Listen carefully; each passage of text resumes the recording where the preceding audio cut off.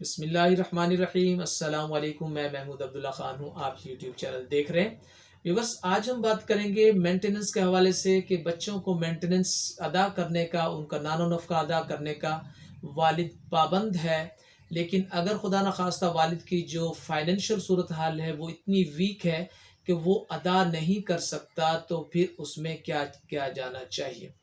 अदालत के पास जब पार्टी जाती है, मुद्दईया गई और उसने दावा दायर किया कि मेरे इतने बच्चे हैं, और उसकी रोशनी में उस दावे को डिग्री भी कर दिया गया कि इतना खर्चा माहाना की बुनियाद पर, इतने परसेंट जो उसमें एडिशन होगा सालाना, उसकी बुनियाद पर बच्चों को नानो नुफ़्का अदा करने का उसका बाप पाबंद है। अब डिग्री हो गया, डिग्री के बाद मामला एग्जीक्यूशन में जाता है और बाप से वो पैसे दिलवाने होते हैं।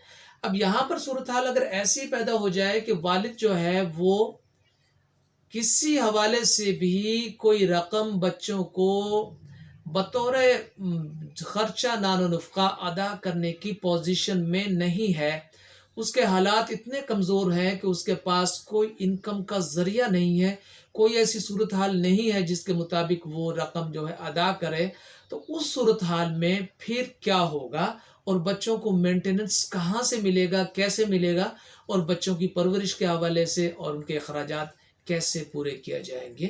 इस हवाले से लाहौर हाई कोर्ट की एक जजमेंट है जिसका पेज है 1786, और लाहौर हाई कोर्ट है ये 2018 की, 2018 CLC page 1786 Lahore high court. इसमें यह तहरीर किया गया कि अगर खुदा न खास्ता कंडीशन इस किस्म की है कि वालिद के पास कोई ज़राए मौजूद नहीं है जिनकी मौजूदगी में वो बच्चों को मेंटेन कर सके, उनके अखराजात पूरा कर सके, तो फिर उस हवाले से बैतुल माल जो है वो बच्चों को खर्चा नानो नुफ़्का अदा करेगा।